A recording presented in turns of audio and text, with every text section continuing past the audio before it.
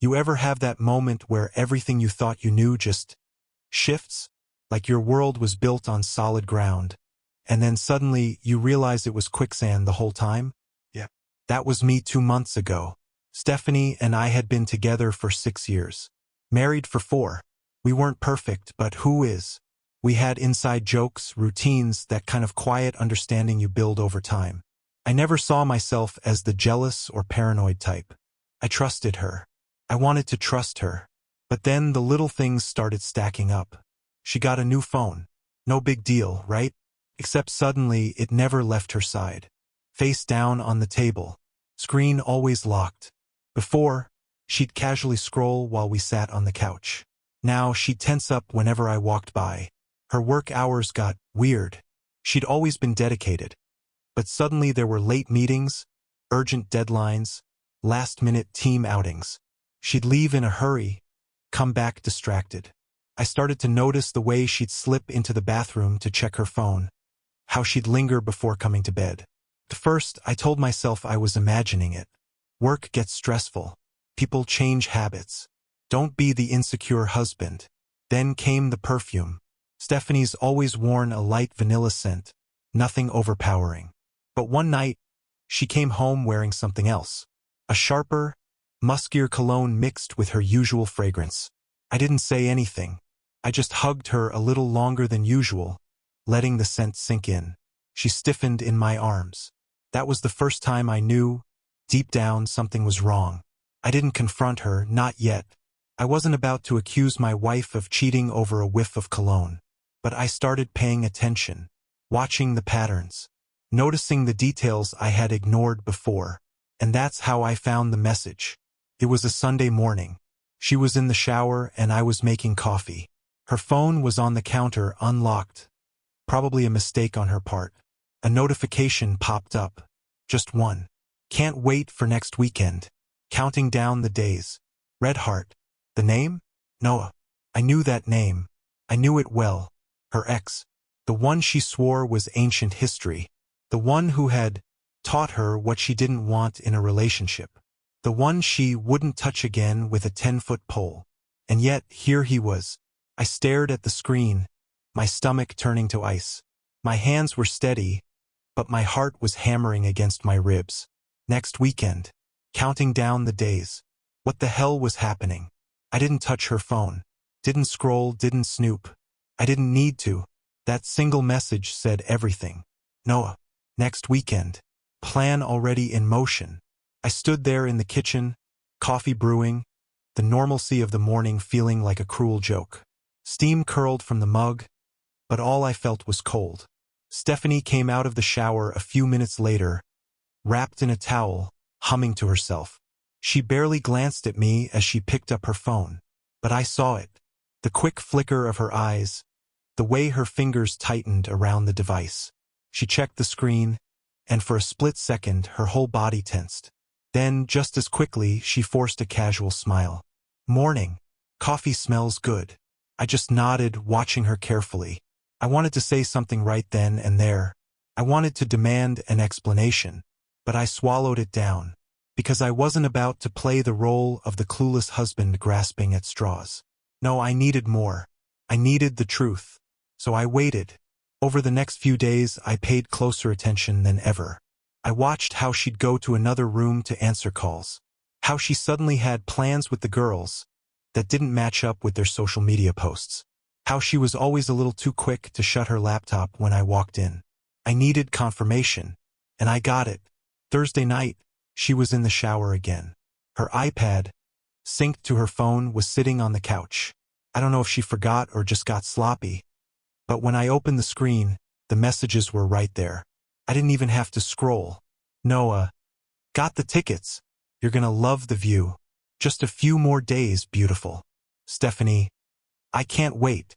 Feels like forever since we had real time together. My chest tightened. Noah. You sure he won't suspect anything? Stephanie. Nah. He never questions me. Besides, he's been so busy with work, he barely notices. That part hit the hardest. Like she was laughing at me. I clenched my jaw, forcing myself to keep reading. Noah.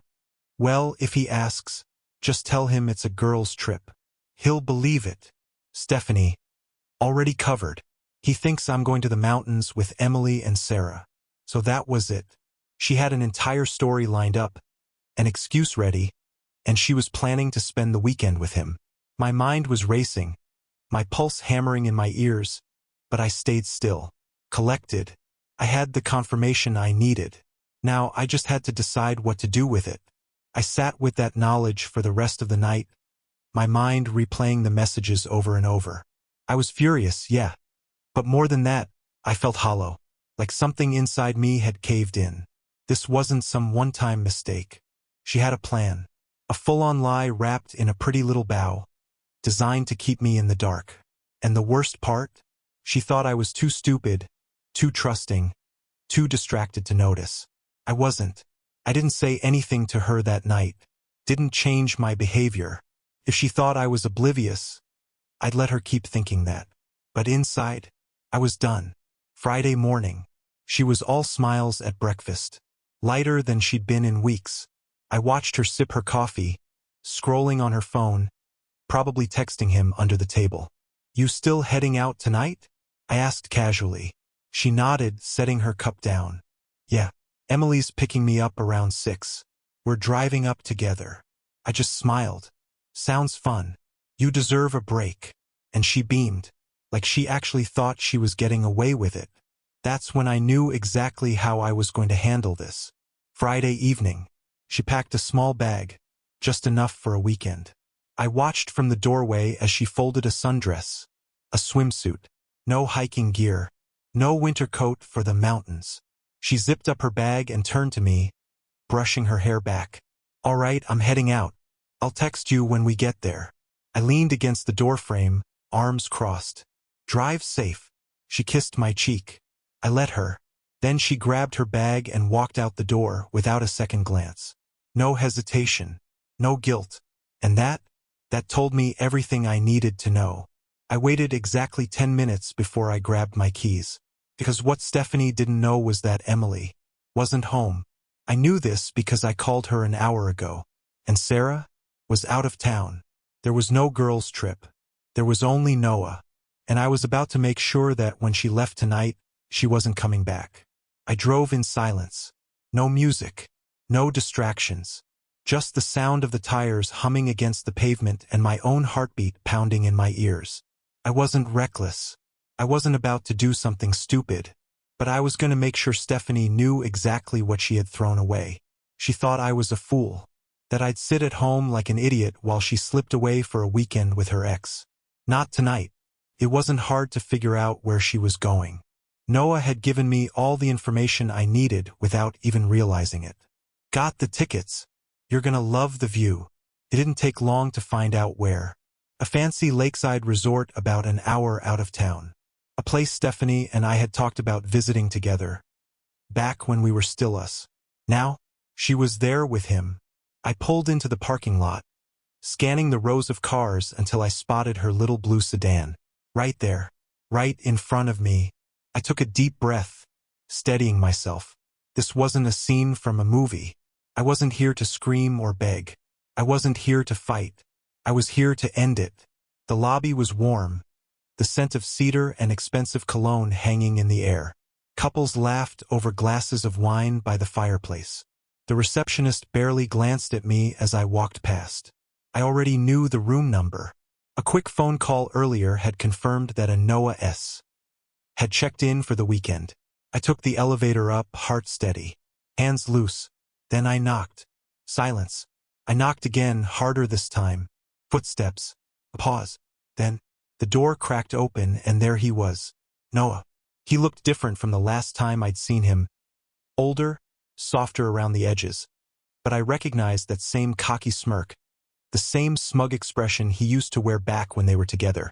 It faded real fast when he saw me. Hey, man. I didn't let him finish. I pushed the door open the rest of the way, stepping inside before he could stop me. And there she was, Stephanie, standing by the bed, suitcase half unpacked, her phone still in her hand. She was wearing the dress I bought her for our anniversary, the one she had chosen to wear tonight for him. Her face went pale. What are you? You forgot something at home, I said calmly. Your life. She opened her mouth, then closed it, like she couldn't decide whether to lie or cry. Noah looked between us, rubbing the back of his neck. Look. I didn't. I turned to him, voice low. You should probably leave. He hesitated. I took a step forward.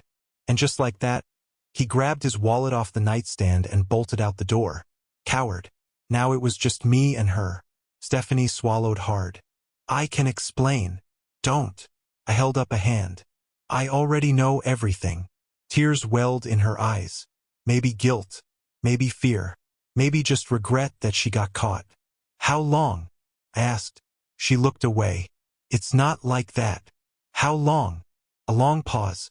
Then, barely a whisper, 3 months. I nodded, jaw tight. 3 months. And you were just gonna keep lying? Keep coming home to me like nothing was happening? She didn't answer. That's when I knew she wasn't sorry. Not really. She was just sorry she had to face it. I took a deep breath and stepped back. You made your choice, Stephanie. Her eyes snapped up. What does that mean? It means you don't get to come home. Her breath hitched. Wait, what? I pulled a small envelope from my jacket and tossed it onto the bed. Inside, the finalized divorce papers, already signed. Her hand flew to her mouth. No, please. You walked out that door tonight, I said, voice steady. And now it's locked behind you. She sobbed, stepping forward. I can fix this, You can't. For the first time, I saw it hit her. The reality, the weight of what she had actually lost. I turned, walking toward the door. I didn't need to hear any more of her excuses. I had my closure. And Stephanie? She had exactly what she deserved. I walked out of that hotel room and never looked back. The ride home was quiet. No music. No anger. Just this eerie kind of clarity. Like stepping outside after a storm and realizing the air is fresher, cleaner. It was over. Really over. And the strangest part? I wasn't heartbroken. I'd been grieving this marriage for months. I just hadn't realized it. Stephanie called me 6 times. I didn't pick up. She texted me. Stephanie, please just talk to me. Stephanie, I made a mistake. A huge mistake. Stephanie, we can fix this. I'll end it with him. I swear. Stephanie, just tell me what to do. I didn't respond, because there was nothing left to say. By morning, she was banging on the front door. I let her knock. Then, after 10 minutes of silence, my phone buzzed one last time. A single text. Stephanie, you're really not going to let me in?